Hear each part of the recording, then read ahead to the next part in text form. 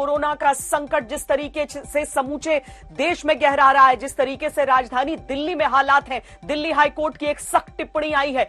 High court की तरफ से कहा गया है कि यह कोरोना की दूसरी लहर नहीं है, ये कोरोना की सुनामी है। दिल्ली हाईकोर्ट में तमाम मामले जो लगातार अलग अलग अस्पतालों की तरफ से सामने आते रहे हैं, उसके बाद इस तरह की टिप्पणी सरकार से हस्तक्षेप करने के लिए, सारी मांगे पूरी करने के लिए बार बार कहा गया है, उसके बाद इस तरह की टिप्पणी बहुत मायने रखती है। और वाकई ये लहर नहीं है, ये एक सुनामी के तौर पर ही नजर आ रहा है, क्योंकि हर तरफ केवल हाहाकार ही हाहाकार है। हर चीज की लगभग कमी है, चाहे दवा हो चाहे हवा हो, हर चीज के लिए लोगों को संघर्ष करना पड़ रहा है। दिल्ली ही नहीं, देश भर के अलग अलग इलाकों में, लेकिन दिल्ली का मामला इसीलिए बड़ा हो जाता है क्योंकि यहां तो सब कुछ सुविधा संपन्न होना चाहिए। हमने दिल्ली के 3 अस्पतालों के प्रबंधन से बातचीत की है इन्हीं हालात पर। सुनिए अस्पताल प्रशासन का क्या कहना है। इस वक्त हमारे 29 पेशेंट जो हैं वो वेंटिलेटर पर हैं और 29 पेशेंट इन्वेजिव वेंटिलेशन में कह रहा है। और इन्वेजिव वेंटिलेटर वाले पेशेंट जो हैं उनको लगभग 11-12 घंटे, पिछले 12:30 बजे से रात से अब तक 12 घंटे हो गए। 12 घंटे से हम उन्हें मैनुअल उससे कर रहे हैं, इतनी मैन पावर इंगेज की है, उनको मैनुअल केयर कर रहे हैं। और इस तरीके से ये चीज़ ज़्यादा देर नहीं चल सकती है। जिस तरीके से वो ऑक्सीजन दे रहे हैं और हम सारा टाइम हमारा इसी में वेस्ट हो रहा है। 2-2 घंटे बाद अफसरों पूछते अब दोगे, हम कहते हैं ऐसा दे रहे हैं, फिर थोड़ी देर के बाद टेलीफोन नहीं कर उठाएंगे, फिर उसके बाद ऐसा दे रहे हैं। Probably they are also helpless. Oxygen दिया है एक ऐसे अस्पताल में जहां पर टोटल एक्सपेंडिचर 7-8 हज़ार लीटर का हो, एवरेज, ज़्यादा भी हो सकता है, कम भी हो सकता है, और वहां पर 500 लीटर की मात्र सप्लाई से क्या होने वाला है मेरी समझ में नहीं आता।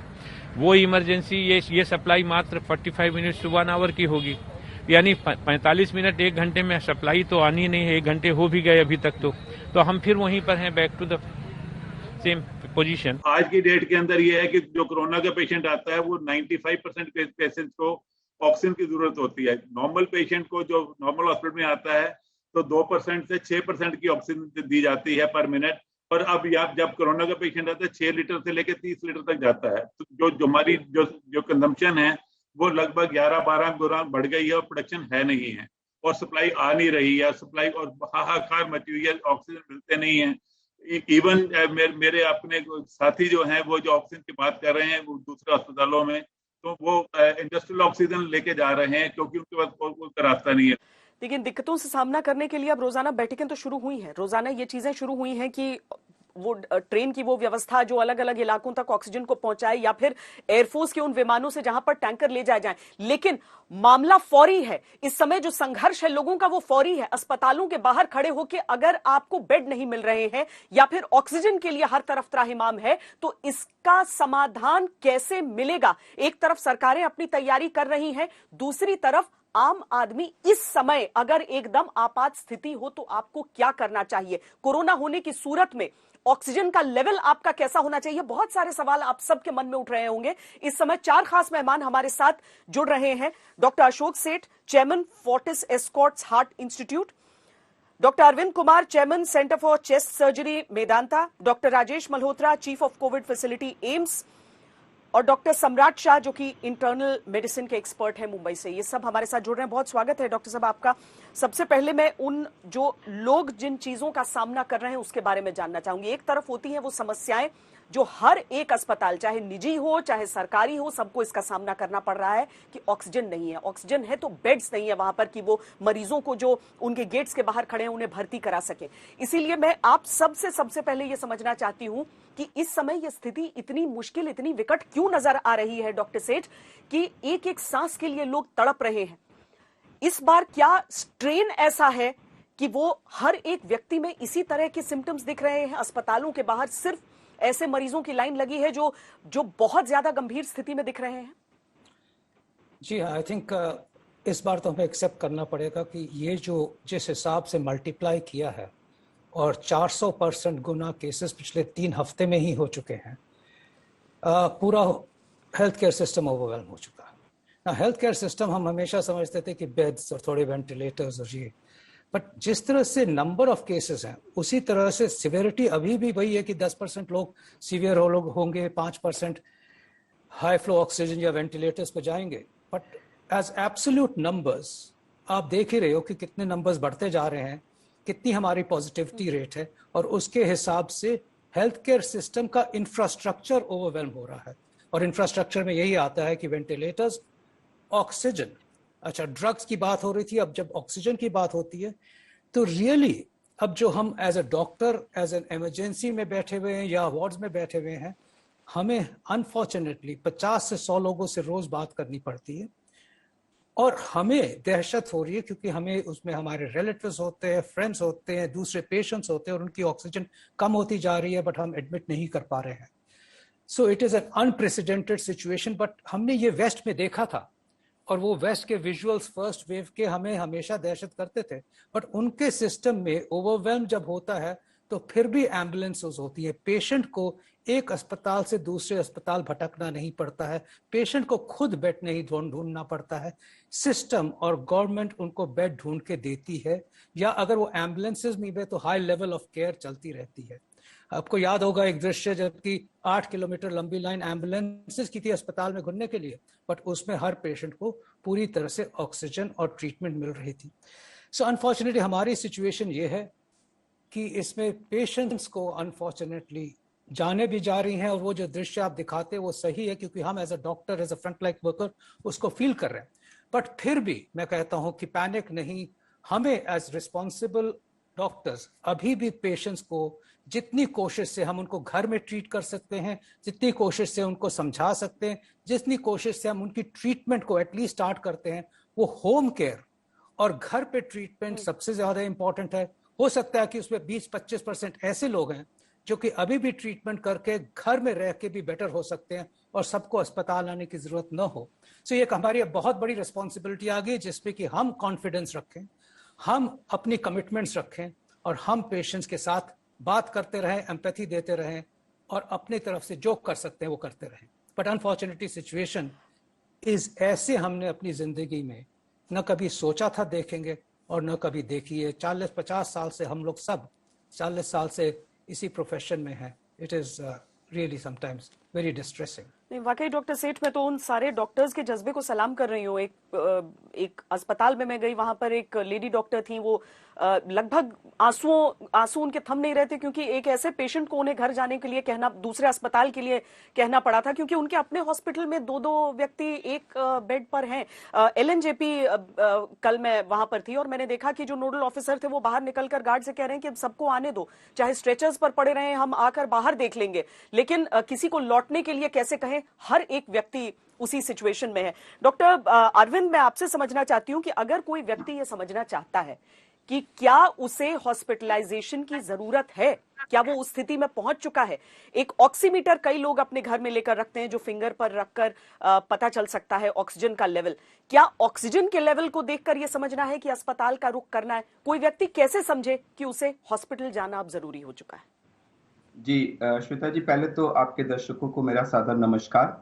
और डॉक्टर सेठ ने जो सेंटिमेंट्स एक्सप्रेस किए हैं, वाकई मैं उनको एको करता हूं। इस समय हम सब, एक टाइम था जो कुछ दिन पहले हम सब एक आक्रोश आ रहा था, बट आज एक बड़ी दयनीयता की स्थिति आ गई है। इतना हेल्पलेस फील कर रहे हैं, जैसा डॉक्टर सेठ ने कहा, हमारे अपने फ्रेंड्स, रिलेटिव सब लोग फोन कर रहे हैं और पूरी तरह से चाहते हुए भी हम किसी की मदद नहीं कर पा रहे हैं। सच में कभी कल्पना नहीं की थी कि कभी ऐसा भी दिन आएगा। आपने जो सवाल किया कि पहली बात सबसे फिर से मैं इको करूंगा कि नंबर 1, कृपया पैनिक, सिचुएशन खराब है लेकिन अगर हम पैनिक करेंगे तो और उसको आउट ऑफ कंट्रोल करेंगे। 90% लोग जिनको कोरोना का इन्फेक्शन, पहली बात तो मैं ये बोलूं कि इस समय आपको खांसी हो, जुकाम हो, बुखार हो, हेडेक हो रहा हो, बॉडी एक हो रहा हो, डायरिया हो रहा हो, बहुत आंखें लाल हो रही हो, कोई भी नया सिम्टम हो, आपका RT-PCR हुआ है या नहीं हुआ है, आप कृपया अपने को कोविड माने और अपने को आइसोलेट करें। श्वेता जी, ये बहुत इंपॉर्टेंट मैसेज है क्योंकि अगर आज की तारीख में लोग टेस्ट नहीं करा पा रहे हैं, टेस्ट की रिपोर्ट 3-4 दिन बाद आ रही है, तो लोग अभी भी घूम रहे हैं और उसी कारण से हमारे नंबर्स 3.5 लाख, हो सकता है मंडे तक ये 4 लाख क्रॉस कर जाए, और इसी तरह से बढ़ते रहे तो आने वाले दिनों में बहुत भयानक स्थिति हो जाएगी।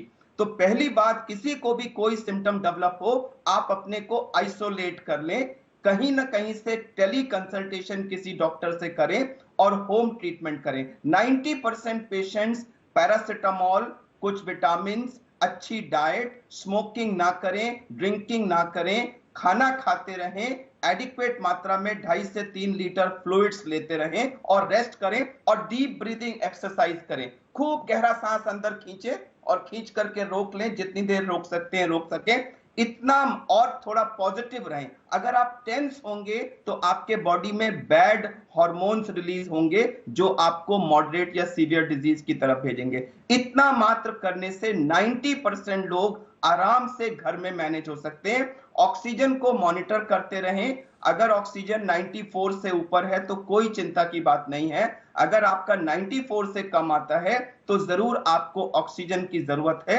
और उसकी तलाश शुरू करें। लेकिन जब तक आप तलाश कर रहे हैं उस बीच में एक काम कर सकते हैं कि आप अपने घर में प्रोन लेट जाइए। आजकल हम लोग बार बार पेट के बल लेटने की बात कर रहे हैं कि आप सीधे लेटने की जगह पेट के बल, या अगर आप ओबीज हैं पेट के बल नहीं लेट पाते तो लेफ्ट या राइट करवट लेके लेट जाइए। उससे 5 से 10% आपका ऑक्सीजन तुरंत इंप्रूव कर जाएगा आधे घंटे में। और डीप ब्रीदिंग एक्सरसाइजेस करिए।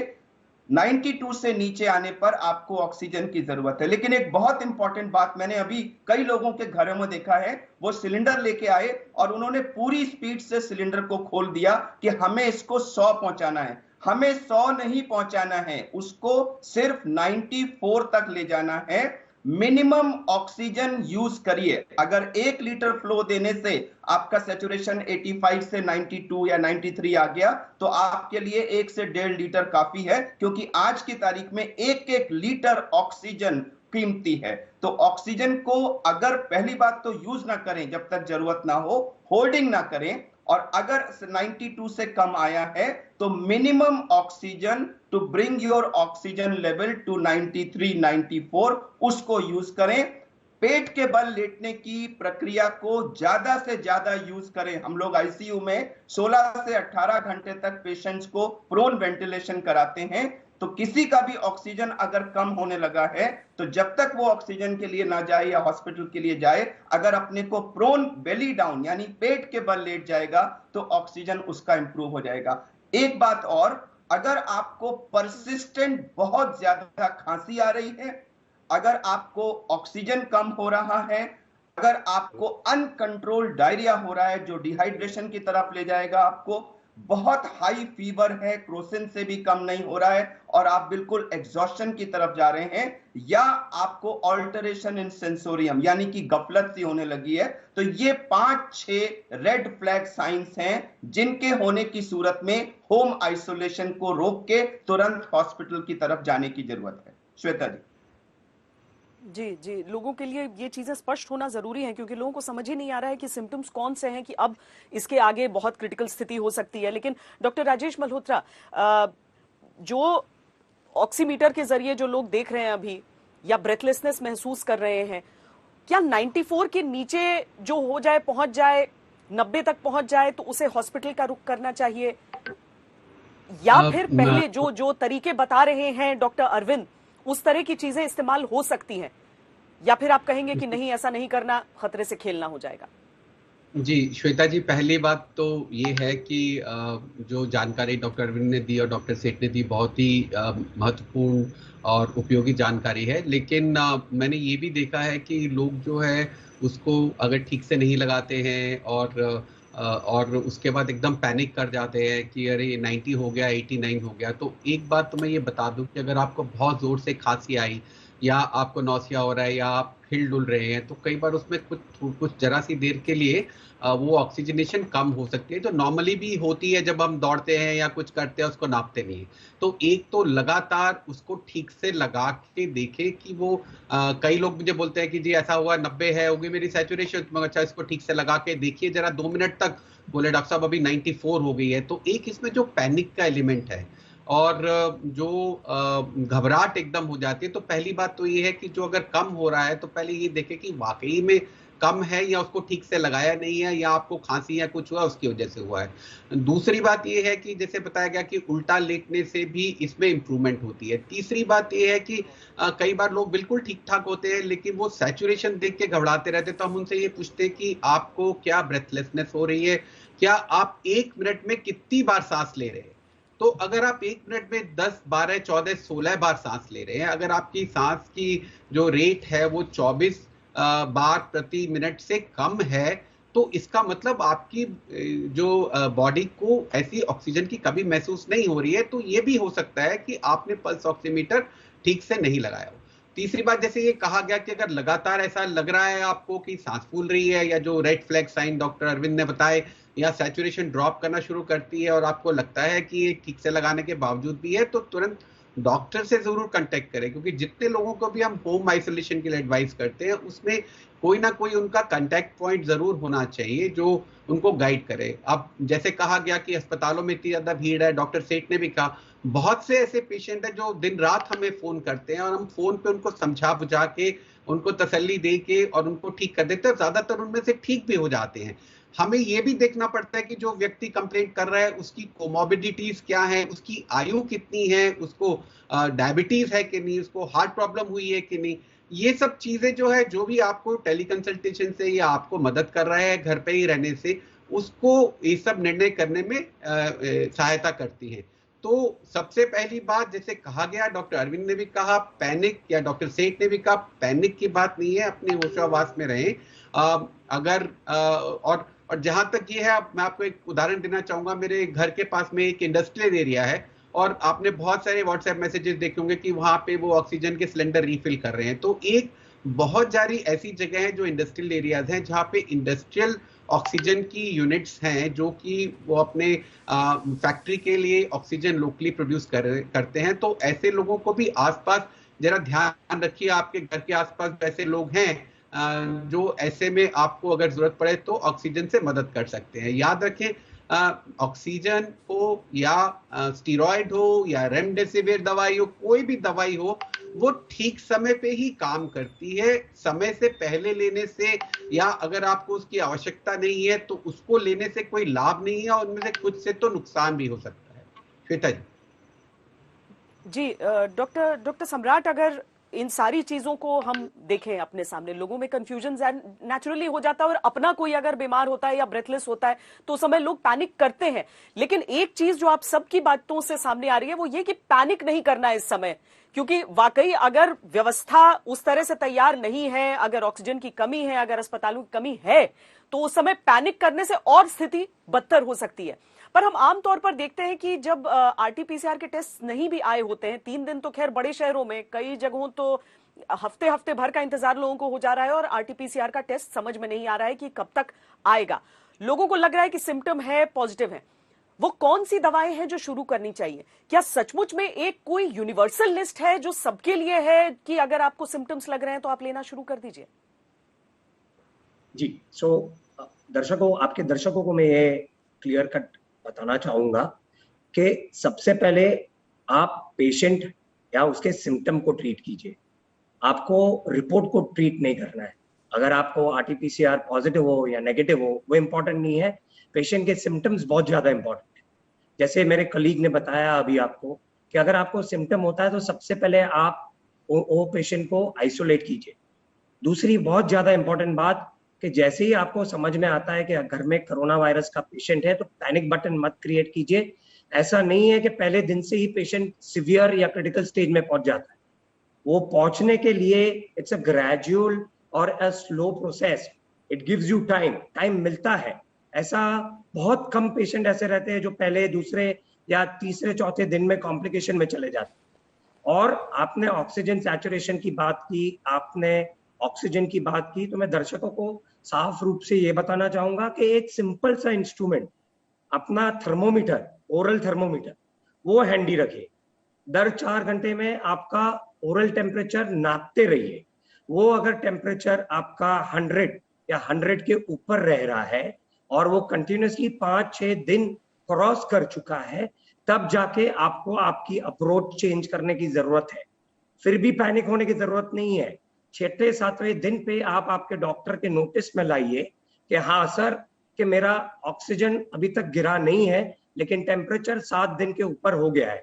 I am sure your doctor will change the approach. Steroids की जरूरत रहेगी तो स्टेरॉइड्स चालू करेंगे, अगर हॉस्पिटलाइजेशन की जरूरत रहेगी तो वो हॉस्पिटल के लिए बेड आपको ढूंढ के देंगे। ये बहुत ज्यादा इंपॉर्टेंट बात है कि एक ऑक्सीजन सैचुरेशन पे आप डिपेंड नहीं करेंगे, आपकी on the whole clinical complain, आपका ओरल टेम्परेचर, आपकी कंप्लेन ऑफ ब्रेथलेसनेस, उस पे भी बहुत ज्यादा इंपॉर्टेंस देना जरूरी है। और तीसरी और महत्वपूर्ण बात यह है कि आप खुद से डिसाइड मत कीजिए कि हमको ये हॉस्पिटल जाना है, नहीं डॉक्टर हमको प्राइवेट हॉस्पिटल में चाहिए, नहीं ये बेड नहीं मिल रहा है, हमको एक 5 स्टार रूम चाहिए जिसमें रहे। अभी ये समस्या इस तरह से है कि आपको जहां पे भी बेड मिली, जहां पे भी उपलब्धि मिली, मेडिकल फैसिलिटी जहां पे भी थोड़ा बहुत आपको उत्पन्न हुआ तो उसको, वो अपॉर्चुनिटी को आप जाने मत दीजिए, उसको ग्रैब कीजिए, उसको पकड़ लीजिए। सो ये बहुत ज्यादा जरूरी चीज है। और अभी आपने बताई दवाई, सबसे पहले मैं ये बताना चाहूंगा कि हर एक वायरल डिजीज में कोई पर्टिकुलर दवाई नहीं है। मोस्ट इंपॉर्टेंट चीज है आपकी जनरलाइज फिटनेस। आप हाइड्रेट अच्छी तरह कीजिए, आप अपने आप को, hot water goggles, hot water पीजिए, स्टीम इनहेलेशन लीजिए, आप वाइसेस से दूर रहिए। और बहुत ज्यादा जरूरी चीज ये है कि अगर आप पहले दिन से सचेत है, आपने आपके सिम्टम को पकड़ा है, तो आपके डॉक्टर के नोटिस में लाइए। वो शायद आपको ओरल टैबलेट फेविपिरावीर जो ओरली इजीली अवेलेबल है उस पे आपको चालू करेंगे और आपको जनरल इंफॉर्मेशन देंगे जिससे आप बच पाएंगे। आप आपके डॉक्टर के क्लोज लूप में रहिए, आप आपके डॉक्टर को इन्फॉर्म करते रहिए, but please do not panic because first day critical stage नहीं होता है कोविड-19 डिजीज। डॉक्टर अशोक सेठ, ये वेरिएंट ज्यादा इन्फेक्शियस है, ये तो समझ में आता है, डबल म्यूटेंट कहा जाता है, बहुत सुनने में ही खतरनाक लगने लगता है, लेकिन इसके साथ जब एयरबॉर्न शब्द जुड़ जाता है तो लोगों के मन में सवाल उठते हैं। एयरबॉर्न का मतलब क्या हम जहां पर बैठे हुए हैं वहां पर हवा में हो सकता है, या फिर इसका यह मतलब है कि जो व्यक्ति इन्फेक्टेड है उसके इर्द गिर्द की हवा? और जो हाई राइज में रहते हैं डॉक्टर सेठ, उन लोगों के मन में यह सवाल उठता है कि ऐसा तो नहीं कि बगल वाले फ्लैट में है तो हमारे फ्लैट पे असर उसका हो सकता है? आई थिंक बहुत इंपॉर्टेंट क्वेश्चन है, और ये कंसर्न पहले भी थोड़ा माइंड में होता था क्योंकि कुछ इंडिकेशंस थे, बट क्लियरली एम्फेसिस यही था कि ये ड्रॉपलेट इन्फेक्शन है, जिसका मतलब कि जब हम खांसते हैं तो ड्रॉपलेट्स फॉर्म होती हैं और वो थोड़े बड़े होते हैं, इसलिए वो ड्रॉप्स ज़्यादा दूर तक नहीं जाती हैं और आसपास ही पहुंचती हैं और वो धीरे धीरे ज़मीन पे गिर जाती हैं या किसी सरफेस पे गिर जाती हैं क्योंकि वो हवा में नहीं जा सकती, ड्रॉपलेट्स होती हैं। इसीलिए शुरुआत में और अब तक ये एम्फेसिस रहा है कि 6 गज की दूरी, और 6 गज का ये मतलब था कि अगर हम खांसते हैं तो ड्रॉपलेट्स 6 गज से ज्यादा दूर नहीं जाती हैं, 1 मीटर पे दूर में ही सेटल हो जाती हैं। तो शायद अगर हम 6 फीट से ज्यादा दूर रहें तो डायरेक्ट स्प्रे नहीं आएगा। मोर रिसेंटली, और ये पिछले 2-3 हफ्ते में ही साइंटिस्ट ने, इसके ऊपर तो काफी रिसर्च चल रही थी मोड ऑफ ट्रांसमिशन वगैरह पे, जब ये देखा कि अगर होटल की किसी सेकंड रूम में भी कोई था और उसमें दूसरे में इफेक्ट हो गया, या जब देखा कि वो जो क्रूज शिप्स थे जिसमें कि किस तरह इन्फेक्शन पास ऑन हुआ, और कई ऐसे एक्सपेरिमेंट्स हुए और डायरेक्ट एविडेंस देखा गया, तो फिर ये सस्पेशन आई कि हाँ ये एयरबॉर्न भी हो सकता है। और एयरबॉर्न का ये मतलब नहीं है कि आप बाहर जा रहे हैं और आपके घर के बाहर भी घूम रहा हो, नहीं। एयरबॉर्न का मतलब है कि ड्रॉप्स बहुत फाइन होती हैं, ये वायरस एयर में परसिस्ट कर सकता है कुछ देर तक, और स्पेशली ये मतलब ये है कि अगर आप क्लोज्ड डोर रूम्स में हो तो आपको और ख्याल रखना चाहिए, जहां पे जरूरी क्राउडिंग नहीं होनी चाहिए। सिर्फ यही नहीं है कि हम 6 फीट दूर बैठ गए और मास्क पहन के हमने बैठे हैं तो हम सोचे हैं कि अपने आप को हम सुरक्षित हैं, क्योंकि एयरबॉर्न का मतलब है कि अगर किसी ने खांस दिया और वो वायरस अगर सस्पेंडेड है तो एयर में कुछ देर तक, कुछ घंटों तक सस्पेंडेड रह सकता है। तो अगर आप क्लोज एटमॉस्फेयर में, जिसमें वेंटिलेशन नहीं है, जिसमें एग्जॉस्ट नहीं है, जिसमें ट्रू एंड ट्रू वेंटिलेशन नहीं है, या भीड़ है, तो कोई खांसे भी ना तभी भी हवा में हो सकता है। इसका ये मतलब हुआ कि हमें प्रिकॉशंस तो अब और लेनी है। जो हम कहते हैं ना कि डबल मास्किंग, आपने सुना होगा, और मैं अक्सर कहता हूं लोगों से कि ये सिचुएशन है कि आपके मास्क, आप तो अपने आप को प्रोटेक्ट करें कि कोई खांसे उसकी स्प्रे ऊपर ना आए, बट हम इसलिए कहते हैं कि डबल मास्किंग कि आपका जो मास्क है, फर्स्टली अगर N95 है तो पूरा सील होना चाहिए, एब्सोल्युटली सील अराउंड, कि जब आप सांस लेते हो तो उसके थ्रू आए सांस, उसके चारों तरफ से ना आए। अब ज्यादातर लोग कपड़े का मास्क पहनते हैं, और कपड़े का मास्क तो हमें 40 to 50% ही सेफ्टी प्रोवाइड करता है।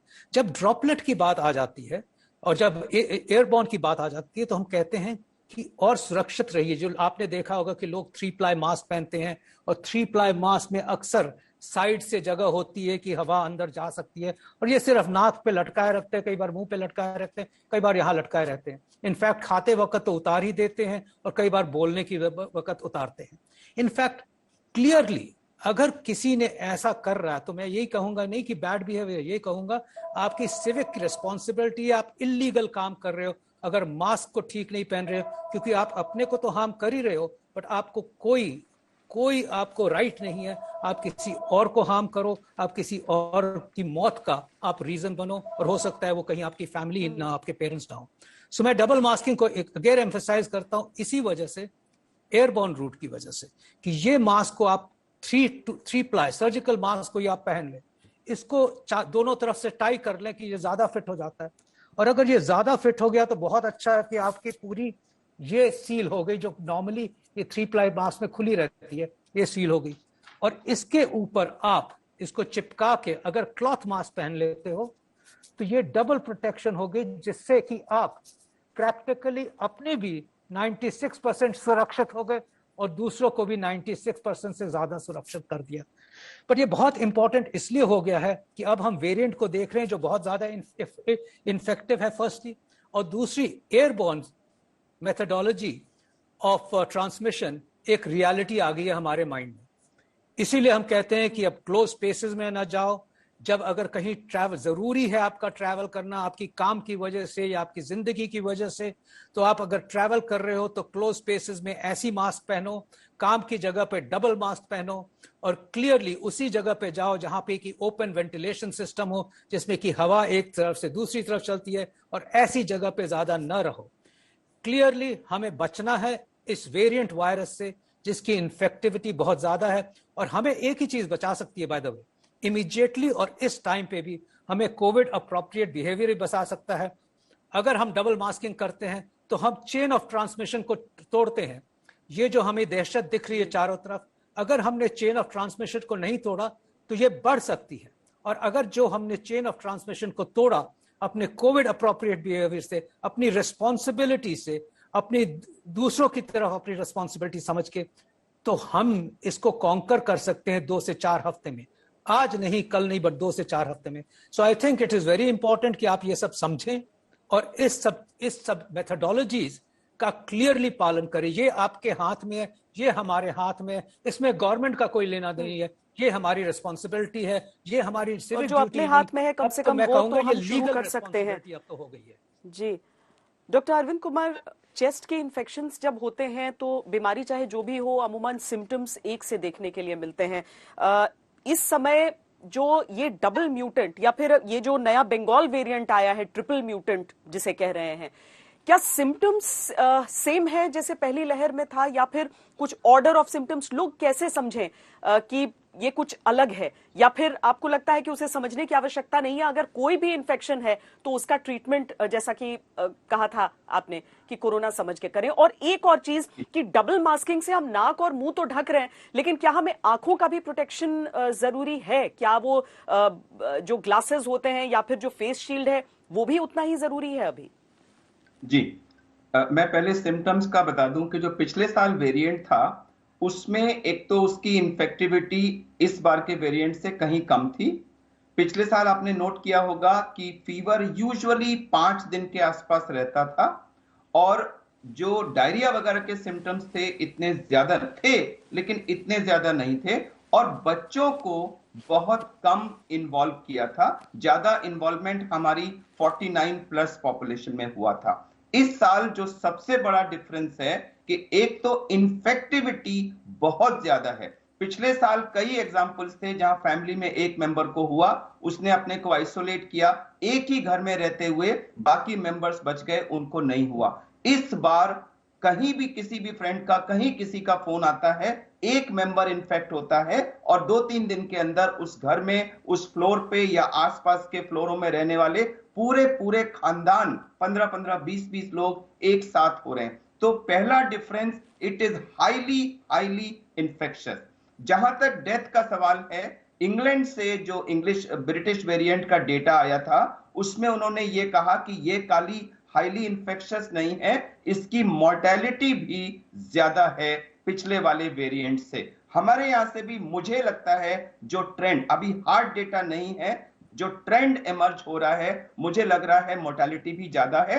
लेकिन जो हम डेथ्स इतनी ज्यादा इस बार देख रहे हैं, ये इस वजह से है कि हमारा जो डिनोमिनेटर है, जो नंबर ऑफ केसेस हैं, वो बहुत ज्यादा है। इस साल बच्चों का बहुत इन्वॉल्वमेंट हो रहा है। 18 से 49 की एज ग्रुप, उसमें बहुत ज्यादा लोग इन्वॉल्व हैं और उस एज में भी हमको कॉम्प्लिकेटेड डिजीज, सीवियर डिजीज और डेथ, ये सब देखने को मिल रही है। तो इस बार का जो वेरिएंट है, ये हाईली इन्फेक्शियस है, मे बी ज्यादा डेडली भी है, बच्चों को इन्वॉल्व कर रहा है, 18 से 50 की एज ग्रुप को इन्वॉल्व कर रहा है। और एक और चीज है कि बहुत सारे केसेस ऐसे आ रहे हैं अब, जिनको पिछली बार कोरोना हुआ था तो उनके हिसाब से एंटीबॉडी बन जानी चाहिए थी और उनको दोबारा नहीं होना था। लेकिन आज सुबह से मुझे 2 ऐसे लोगों के फोन आए हैं जिनको लास्ट ईयर भी हुआ था और अब उनको फिर से कोरोना हो गया। ऐसे भी केसेस हैं जिनको लास्ट ईयर कोरोना हुआ था, उन्होंने दोनों डोजेस वैक्सीन की लगवाई और अब उनको फिर कोरोना हो गया। तो ये जो नया वेरिएंट है, ये हाईली इन्फेक्शियस तो है ही, ये शायद ज्यादा डेडली भी है, लेकिन क्या ये हमारी जो एंटीबॉडीज हैं उनको इवेड कर रहा है? क्या ये हमारी वैक्सीनेशन की एंटीबॉडीज को इवेड कर रहा है? ऐसे बहुत सारे सवाल इस समय उठ रहे हैं जिनका आने वाले समय में हमको जवाब मिलेगा। और इन सब की वजह से जो डॉक्टर सेठ ने बात कही है कि एयरबॉर्न ट्रांसमिशन की बात, अब अगर हम पिछले 1 साल में इसके देखें, हाईएस्ट इंसिडेंस ऑफ ट्रांसमिशन वहां हुआ है जहां क्लोज स्पेस के अंदर बहुत सारे लोग, जैसे कोई बर्थडे पार्टी हुई, एक हॉल में 50 लोग थे, अगले दिन उसमें से 45 लोग इन्फेक्ट हो गए। तो एक हॉल क्लोज स्पेस के अंदर, खासकर से जहां खिड़कियां नहीं खुली हैं, एयर कंडीशनड एरिया है, तो वो हवा वहां रिसर्कुलेट होती है। 2-4 लोगों ने खांसा, उनका एरोसॉल उसमें गया और वही रिसर्कुलेट हुआ, सबने उसको इनहेल किया और लोग इन्फेक्ट हो गए। तो डॉक्टर सेठ की बात बहुत महत्वपूर्ण है कि हमें डबल मास्किंग करनी है, हमें सब लोगों से दूरी रखनी है और जहां तक संभव हो हम काम फोन पे करें, डिजिटल मीन्स से करें, एक दूसरे के साथ इंटरेक्शन अगले कुछ महीनों तक, जब तक ये इश्यूज क्लियर नहीं हो जाते, यही हमारा सबसे बड़ा प्रोटेक्शन चेन ऑफ ट्रांसमिशन को रोकने का रहेगा। इस समय देश की सबसे बड़ी जरूरत है चेन ऑफ ट्रांसमिशन को रोकने की। श्वेता जी, अगर ये 3.5 लाख का नंबर कल 3.25 लाख हुआ, मंडे तक 4 लाख हुआ और उससे ज्यादा बढ़ा, तो आने वाले दिनों में स्थिति कितनी भयावह होगी हम इसकी कल्पना भी नहीं कर सकते, क्योंकि अस्पताल अब एक भी एक्स्ट्रा पेशेंट लेने की स्थिति में नहीं है। और हमसे कोई जानना है कि अस्पताल ओवरनाइट नहीं बनाए जा सकते। आप बेड लगा सकते हैं, लेकिन doctor, nurses, train staff, equipment, oxygen, ये सब कहां से लाएंगे? तो हम इलाज तो करें, लेकिन सारे देश के सारे देशवासियों का ध्यान इस समय अपने को घर में लॉक करिए और चेन ऑफ ट्रांसमिशन को तोड़ के इन नंबर्स को कम करिए, इस पर होना जिन्हें चाहिए। जरूरत नहीं है वाकई डॉक्टर अरविंद कि उन लोगों को अगर घर से बाहर न निकले तो बेहतर रहेगा। समय कम है, इसीलिए मैं जल्दी डॉक्टर राजेश मल्होत्रा मैं आपके पास आना चाहती हूँ, क्योंकि बहुत सारे लोग वीडियोस के जरिए ये जरूर दिखा रहे हैं कि वो लोगों की मदद करना चाहते हैं, लेकिन वो गलत इन्फॉर्मेशन दे देते हैं। जैसे एक बहुत ज्यादा वायरल है वीडियो कि नेबुलाइजर का इस्तेमाल कर लीजिए अगर आपको ऑक्सीजन चाहिए। आप क्या स्पष्टीकरण यहाँ पर देंगे? कई लोग ऑक्सीजन सिलेंडर्स अगर रखना चाहते हैं इमरजेंसी के लिए, या कॉन्सेंट्रेटर्स का इस्तेमाल करना चाहते हैं, इस समय सबसे वाइज डिसीजन सबके लिए क्या होगा? सबसे वाइज डिसीजन ये रहेगा श्वेता कि कुछ भी सेल्फ मेडिकेशन या सेल्फ ट्रीटमेंट ना करें। जब आपको कोई आपका डॉक्टर कहता है कि आप स्टेबल हैं, आपका इलाज घर पे हो सकता है, इसमें ये एक म्यूचुअल ट्रस्ट और म्यूचुअल रिस्पॉन्सिबिलिटी की जरूरत है। आप जो है ये जो व्हाट्सएप पे कि नेबुलाइजर लगाने से आपको ऑक्सीजन की जरूरत नहीं पड़ेगी, ये सब गलत है। इस तरह की जो है मिस इन्फॉर्मेशन से प्रभावित ना हो। सोशल मीडिया का इतना पावर है इस समय कि लोग बड़ी जल्दी से इसमें प्रभावित होके और हर बात का विश्वास कर लेते हैं। तो जो भी आप जानना चाहते हैं उस ज्ञान को आप व्हाट्सएप ज्ञान के द्वारा न प्राप्त करें, आप अपने डॉक्टर से पूछें। कुछ देर पहले मैंने अभी ये कहा था कि जितनी भी ट्रीटमेंट हैं, चाहे वो ऑक्सीजन है या वो रेमडेसिविर है या कोई भी दवाई है, वो उसका एक ठीक समय होता है उसको लेने का, जो आपके डॉक्टर डिसाइड करते हैं, जो आप नहीं डिसाइड कर सकते। तो ध्यान रखें कि आप जो भी जानना चाहते हैं, जो भी डॉक्टर आपको फॉलो करे टेली कंसल्टेशन से, उनसे बात करें और इन चीजों पर ध्यान ना दें। इन चीजों से आपको बहुत बड़ा नुकसान हो सकता है, इनसे बच के रहें। डॉक्टर सम्राट शाह, क्या जो मल्टीविटामिन लोग ले रहे हैं या विटामिन सी का इंटेक कर रहे हैं या जिंक खाना चाह रहे हैं, वो सही है, इस समय इम्यूनिटी को बूस्ट करेगा? मैं आपके ऑडियंस को वापस एक चीज बहुत अच्छी तरह जो मेरे कलीग्स ने बोली है उसको वापस समराइज करना चाहूंगा कि आप आपका बेसिक्स राइट रखें। वो बेसिक्स आपका ए, बी और सी है, ये बराबर ध्यान में रखिए। ए मतलब आपका एयरवेज हमेशा प्रोटेक्ट कीजिए, ये आपका सुरक्षा कवच है। आप अब 80% से ज्यादा लोगों को मैंने देखा है कि वो लोग मास्क लगाते हैं, डबल मास्क भी लगाते हैं, लेकिन वो नाक के नीचे रखते हैं। उन्हें मालूम है कि ये गलत हो रहा है, फिर भी वो लोग रेक्टिफाई नहीं करते क्योंकि ये हैबिट बन चुका है। You have to mask it up about your nostrils, that is the most important message. Second, be bubble, मतलब आप जिस लोगों को गैदर कर रहे हैं या जिस लोगों को आप मिल रहे हैं, वो आप 100% आपको खातरी होनी चाहिए कि ये लोग आपके इमोशनली और वायरोलॉजिकली प्रोटेक्ट रखें।